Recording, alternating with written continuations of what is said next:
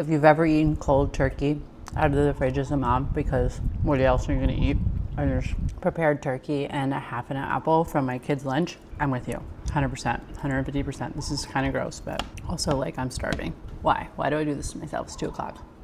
Why? Okay, I'm done eating for now. I'm taking a break. So this morning I was thinking about the wobble when I'm trying to decide about what kind of job I want to get, and that I'm not clear, so the right thing isn't going to come. And to an extent, that's true, but I have been circling the drain of work and going back to work, and do I want to do it? I got so stressed out after clicking send on my first application that I got a cold sore.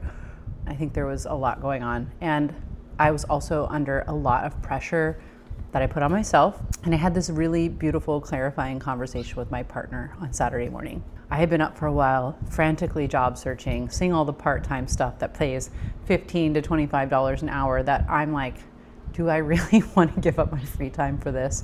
And imagining myself going and just absolutely hating whatever thing it is. And don't get me wrong, I have had lots of jobs, and I've had some that I really enjoy, and I've had volunteer work that I enjoyed. I don't think it's really true, the narrative that I'm going to hate whatever I do, but I have had some jobs that I have not enjoyed as much as some others. Oddly enough, I really enjoy the pace of food service, standing up, walking around, some interactions, things to do, this flow of a restaurant. I grew up in a restaurant. My dad owned a restaurant growing up, so there is some nostalgia there, although I don't know what it is. I guess it's being afraid of what other people think. Going back at 43 to work in a restaurant once. We sat down Saturday morning and he said, how's it going? And I said, I'm a little stressed out. And he said, you don't have to go back to work. I have to use some of my savings to pay off the debt that I accumulated for the AC unit. I'll still have some money left over to put towards a down payment for the house that we wanted to buy a house next. He was like, I have no desire to have a house right away.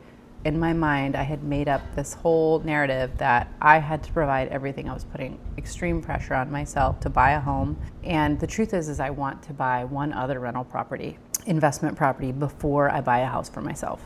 And for someone who's studied financial literacy, who watches all the YouTube videos on all the different topics of investing in ETFs and the slow path to wealth, and Think and Grow Rich, to I Will Teach You to Be Rich, and the psychology of money, and then the first book I read on financial literacy, Your Money or Your Life. I have had all of these ideas, getting into minimalism and frugality and early retirement and following the FIRE movement, Mr. Money Mustache. I planned well. And then the fourplex needed $250,000 worth of work. I'm going back to work because I do want to buy a second rental property, and I build up my nest egg for a down payment and keep working beyond that even after I pay off the fourplex in 3 years. After the fourplex is paid off, after I get the second property and it's paying for itself and hopefully cash flowing a little bit, I would be interested in getting a loan for a house, whether here or somewhere else. And that might take 3 years, and it might take 5 years, it might take 10 years. I am trying to let go of the timeline. I was texting with someone who reached out to me this morning about divorce and saying that it's a time of relief and a time of grief, and it's very confusing, and you're in survival mode. I know I was. And though I felt an immense amount of freedom, I also felt an immense amount of pressure because I was not interdependent, I was now independent. And relearning interdependence with my partner now has been interesting because I do have some sticky wound areas and maybe some communication issues on my part. And I'm learning and growing about how to be in partnership. And what I learned from the conversation with him was that I was the one putting all the pressure. He was like, why did you talk to me about this sooner? He's like, I do not care about owning a house. He said, I will rent for the rest of our lives and I'll be totally happy. He's like, I have no need to buy a house. He's like, it would be cool. Emotionally, it would be cool. I said, yeah, I kind of feel the same way. If you're into minimalism and frugality and retiring early and all that stuff, and work and not work and kids and relationships, you're in the right place. I hope the journey is happy and joyful for you. I hope you're finding peace. Whether you're into slow living or not, you're also in the right place. I like all of these topics. I became a minimalist in a response to a lot of the chaotic stuff I had with all the stuff in my childhood. I decided that I don't like cleaning, so I can't have the cozy cottage that I really want because it's too much stuff for me to take care of. Though I'll accumulate some of it, I'll get sick of it and I'll either have to put it away or get rid of it. Those cycles have slowed down over the years. I'm happy today. I got a little stressed today looking for jobs and trying to figure out how to become a substitute teacher, but I'm excited about it. I have a plan to do substitute teaching, taking anatomy and physiology, and then if I really am into the science stuff and the substitute teaching is not really working out and I want to switch to a medical field, then I can transition, and I'm thinking about radiology tech or echo tech, which is a great way to make a living. I like structure when it comes to a workplace. I like to go in, know what I'm doing. I like there to be a beginning and an end. I think part of the reason that being a therapist was not a good fit for me and why I burnt out so quickly is that I have been a natural therapist my whole life. It was the role that I had as a child in my family. I was the one fixing and soothing and being the emotionally mature daughter. And so though it's easy and I know how to do it well, it's also potentially a very unhealthy way for me to live. I never was able to leave my work at work. I will never do utilization review again for the rest of my life if I can avoid it. That means talking to health insurance companies and fighting for care. No. I actually just got an offer yesterday through a friend. They were like, oh, actually, we're looking for this. You'd be great for it. And I said, yes, I would be.